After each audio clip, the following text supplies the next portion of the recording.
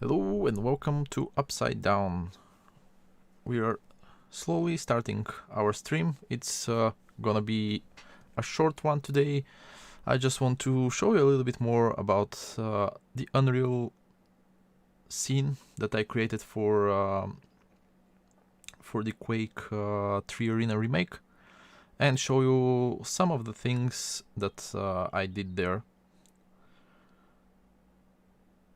So, first, I already have my Unreal opened.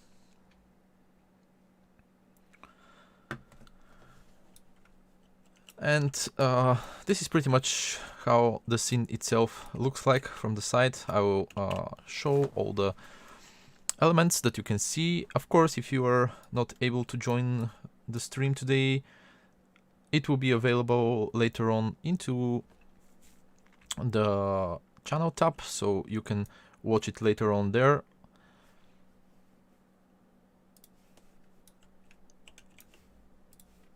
Okay, so I'll first quickly start over from the models.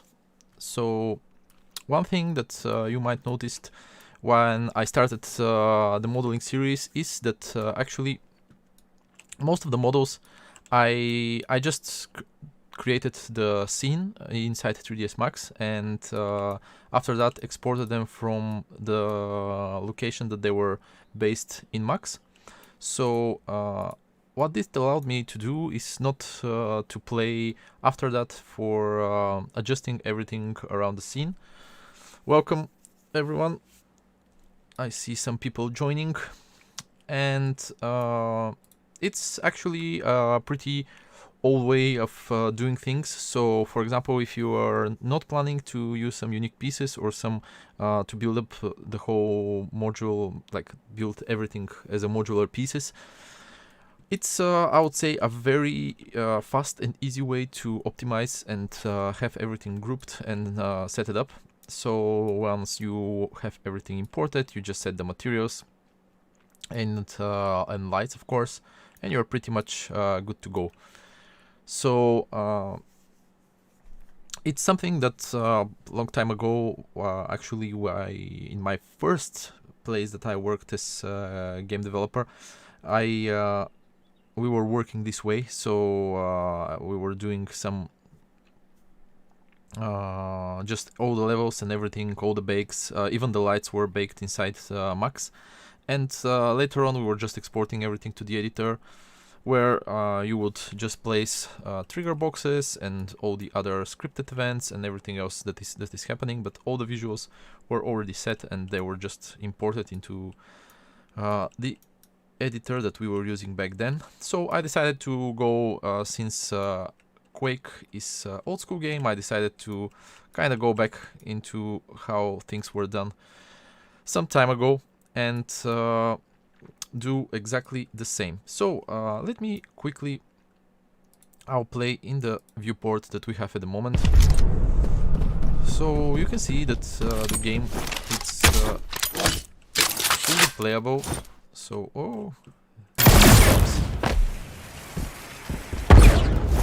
quite hard from time to time.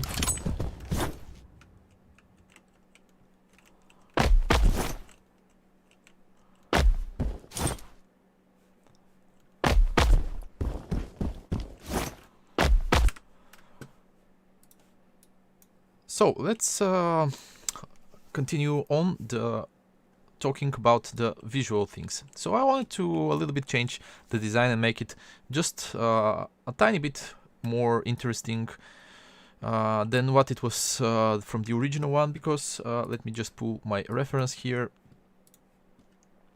I have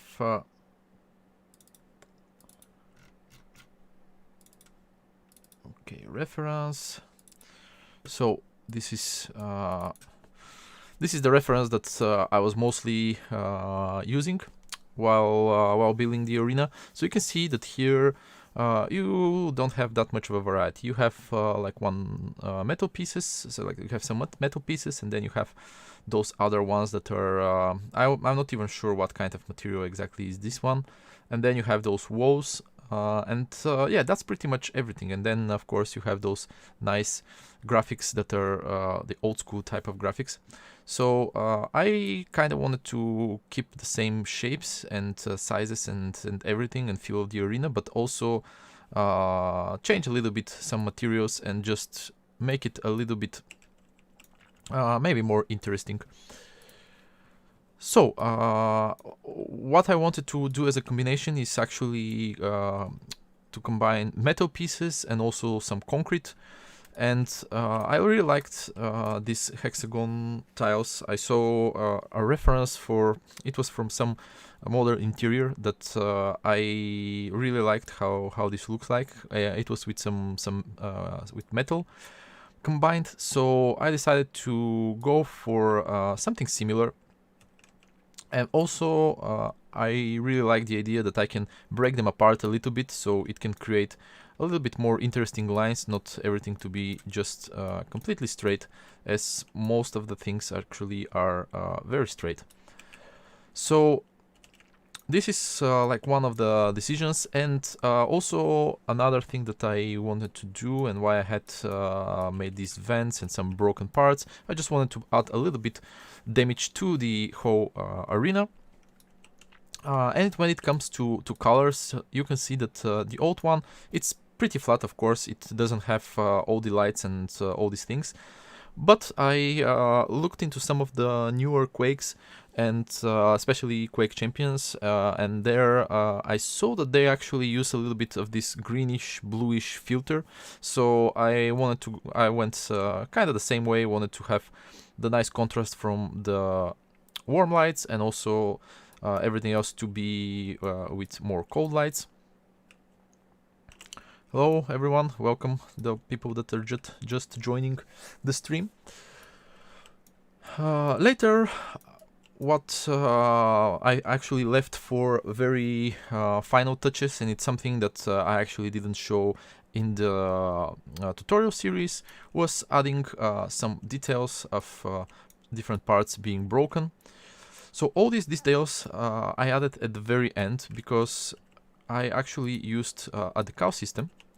I can select those and you can see that this is just decal with a normal map that once it's being placed to the spot that we want to add some details, you can see that we can get pretty nice results and add some extra damaged parts here and there. I put those on some of the walls and also on all the concrete platforms. As well, I used it on some of the metal pieces like here, here, and of course here on the landing, because in the original one there you also have similar damage where the landing is.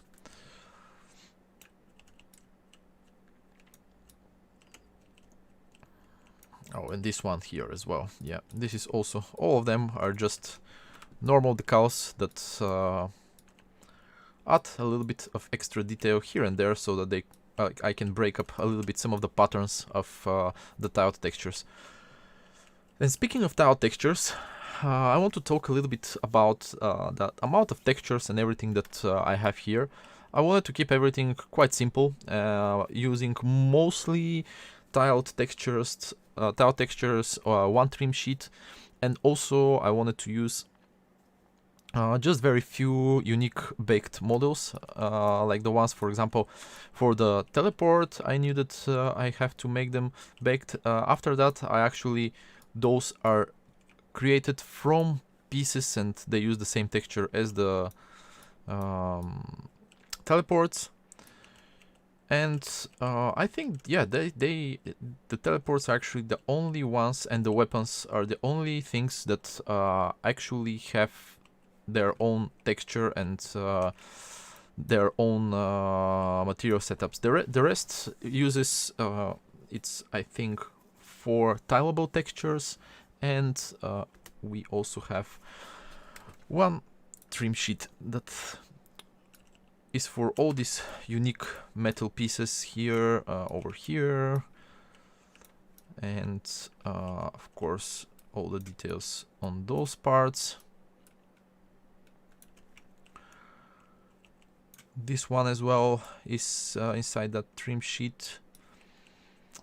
And oh, and the cables as well are there. So yeah, those are, I think, pretty much all of them. So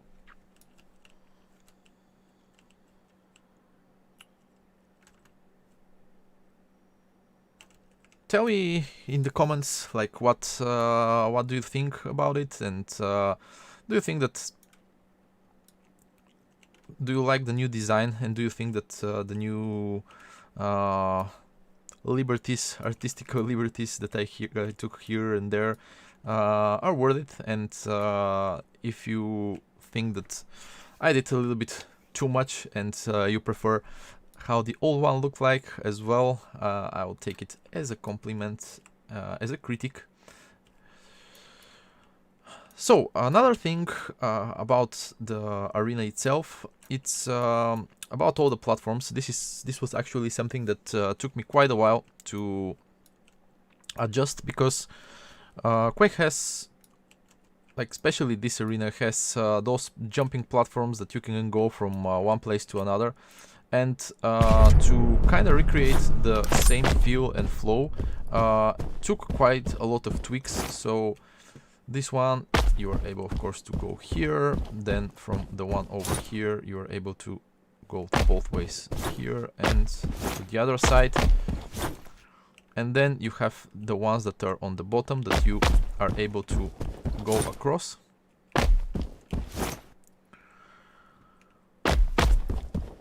And I think the one that took most tweaking was this one, as it's a quite long jump. So on this side, and then on this side you can go all the way back.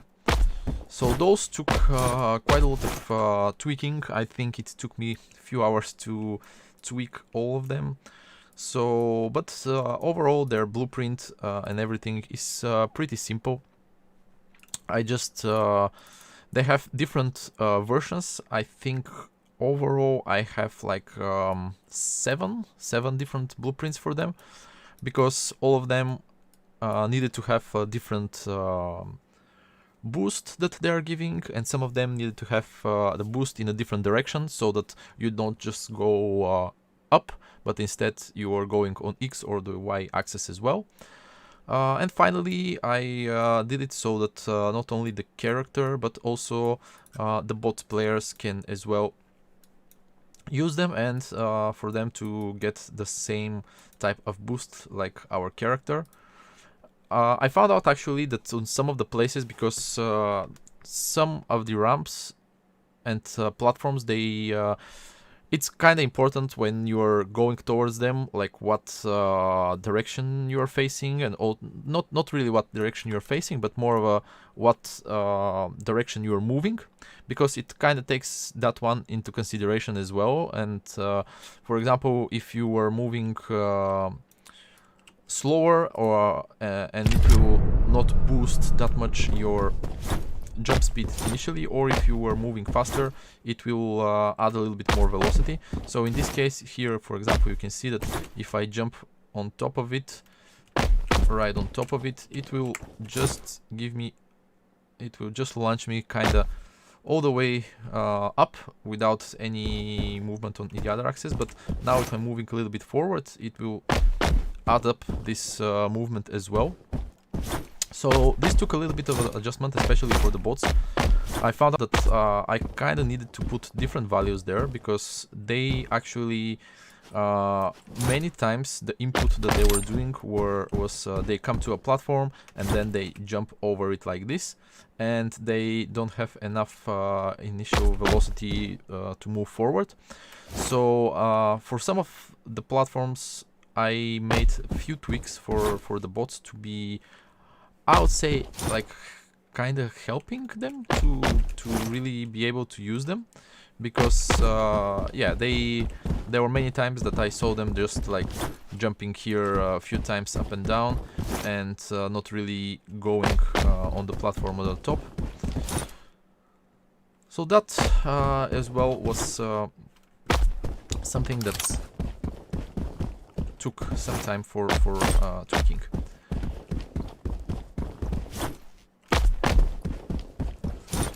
And last part that I started adding is I wanted to kind of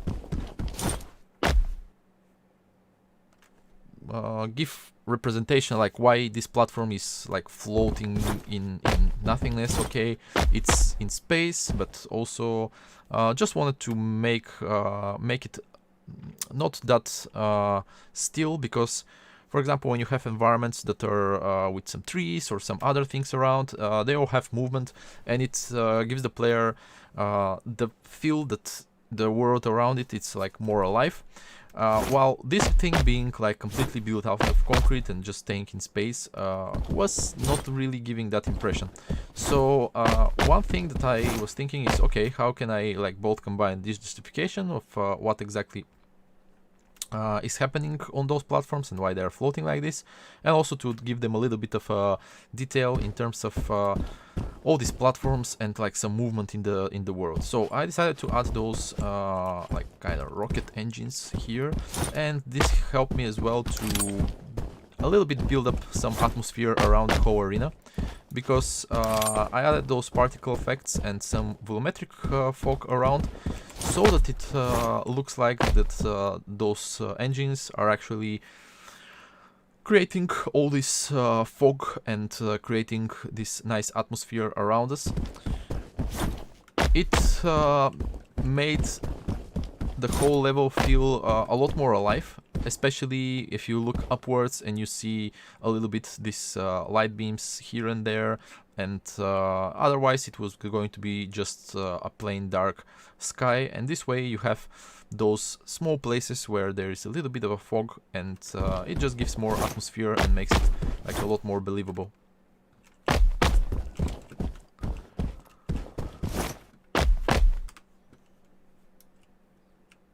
And last thing that I wanted to talk about and show you is the volumes that I have and the setup that I'm using. So I have a few, like I have one volume, go on details. I have one volume which is for my bots. So the big one that you see is actually just for the navigation mesh, so that I can build. Then I have one which is light importance. It's for building like my Latmas. And yeah, this is the navigation mesh. And then I have one which is the post-process volume, which is the most interesting one of all. So for this one, I actually decided not to tweak and go for some of the settings that are over here.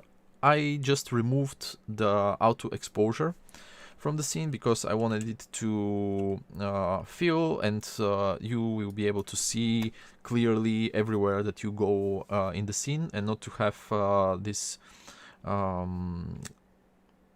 going like brighter or darker in on the camera for the player, because it was really making hard, especially when you are fast moving around the arena, to have a better vision when while we are playing, because it has a very fast pace, and it was pretty hard. So what I decided to do instead is not use the options that we had here, but instead to go and just create a LUT map. And for the LUT map, I made a tutorial a little bit while ago. I will post it into the comments. Let me just find it, and you will be able to check exactly how I made the map, how I made everything, the whole setup inside Unreal, but pretty much just to run over the workflow. Yeah, I found the video.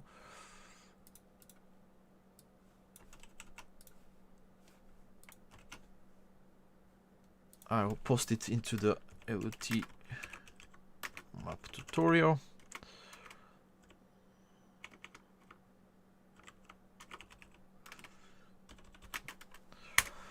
In the chat, so if you want to check it, just feel free to have a look, and you understand a little bit more how it works. But overall, what I did is I created, like I used the standard LT map. I created a screenshot. I think it was something like from here. After that, put that screenshot inside Photoshop, made all the adjustments with levels, with some brightness and contrast. I also put some hue and saturation, moved a little bit some of those sliders. And once I was happy, I applied all the changes to the LOT map. So this was pretty much the result that I wanted to have. I wanted to have like very nice contrast, and also not only in the lights, but also to have it in the colors. So I wanted really to have this green, bluish tint everywhere where there were not the bright lights. So I made this look, and after that I just applied the LOT map to the post-process volume in here. It was pretty easy, pretty straightforward, and I'm pretty happy with the overall result. And for example, if I want to change something and I'm not happy, I'll actually just turn it off so that you can see the difference without the LOT map and with it. So without, you can see that it's a lot more grayish, so it kind of follows a lot more the colors, because when I was building the textures and models, I was more following the color scheme from the original game, and that one is like a lot more flat, a lot more gray, and you can see that it has it also looks nice in my opinion, but it just doesn't have that nice contrast. It's a little bit more flat, and especially when you're running around, it doesn't feel like more modern. So having this color grading on top makes it feel a little bit more modern, and also gives a little bit more punch, especially on the metal parts. You can see here how it looks without it. So it's okay. It just looks like kind of generic, and like this it has a lot more contrast, and especially on the highlights, and it gives a little bit more punch to the whole scene, so everything looks more sharp and crisp.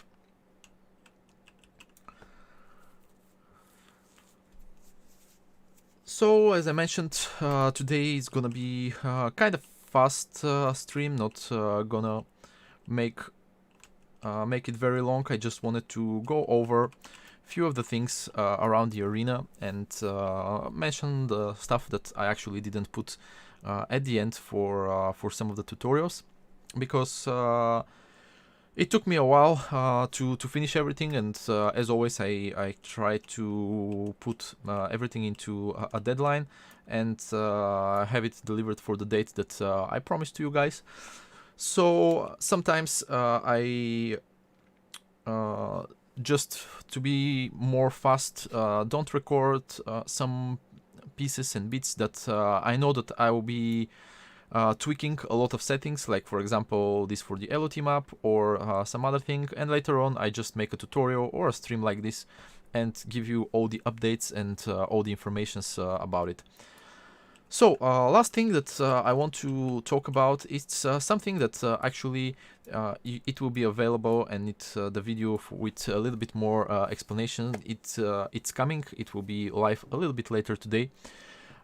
It's an initiative that I'm starting, as we are creating a lot of tutorials and a lot of things on the channel for 3D artists and for game art.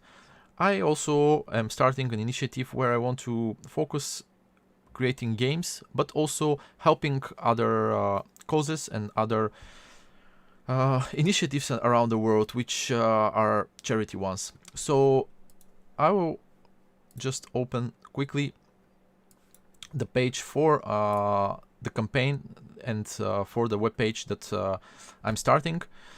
It's called Charity Games, and there will be a lot more explanation in the video that's coming, and as well you can just go to charity.games and check it out yourself.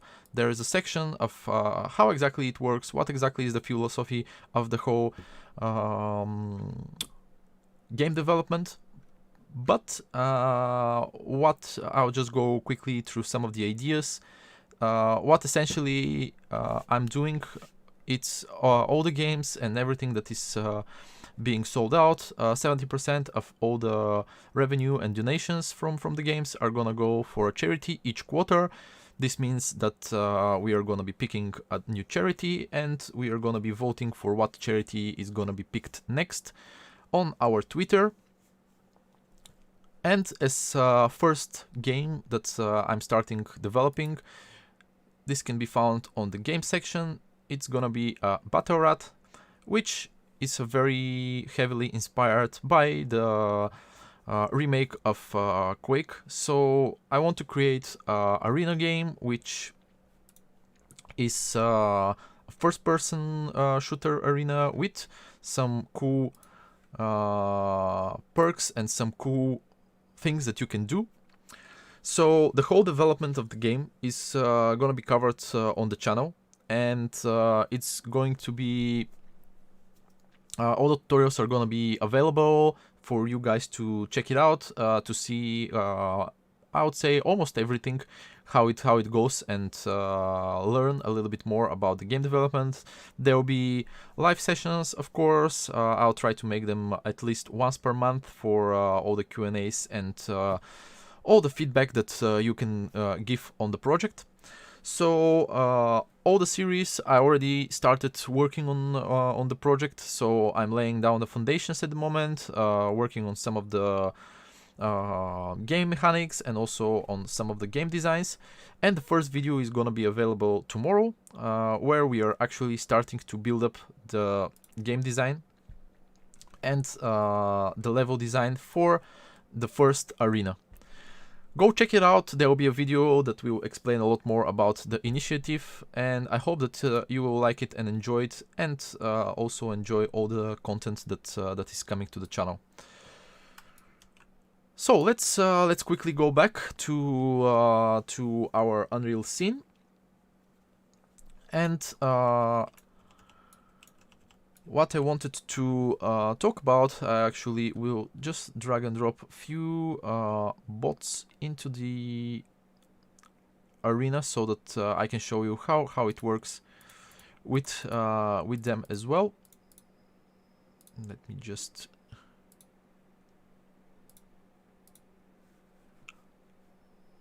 find those guys. Okay, so let's drop 3 of them, like one here, and one here. Okay, I'll just save it.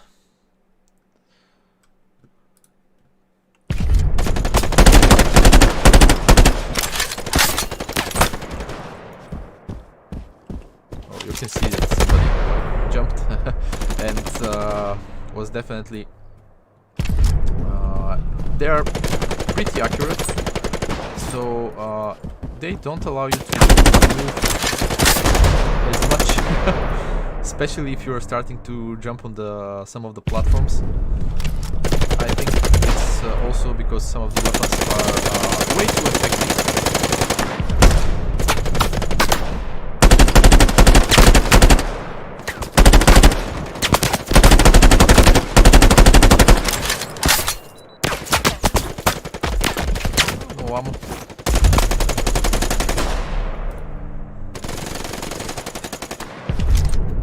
So let me play it in simulate mode, so this way you can actually see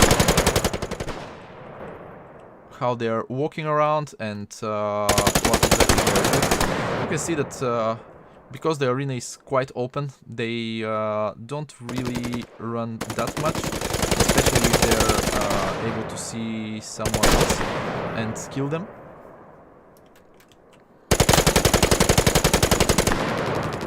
But overall, they go and use some of the paths and ramps, not all the time. This guy tried to jump, but not lucky at all.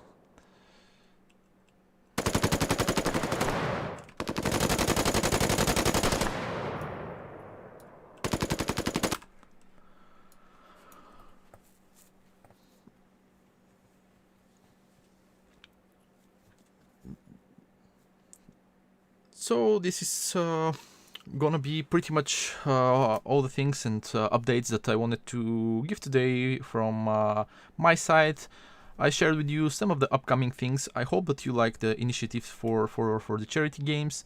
As well, when you watch, if you watch it, the stream later on, please leave a comment and tell me if you want to see another game remastered. I would love to do some rework on any old school title. Yeah, just leave a comment either on the YouTube channel, or you can also write on the channel's Twitter, and I'll be more than happy to reply and plan it down the road so that I can work on that one as well. Thank you for joining me on the stream. I hope it was useful and interesting, and I also hope that together we can join and start building some awesome games and helping different organizations and different charities so that we can create a better world and better games. Thank you for joining me today. Have a nice day.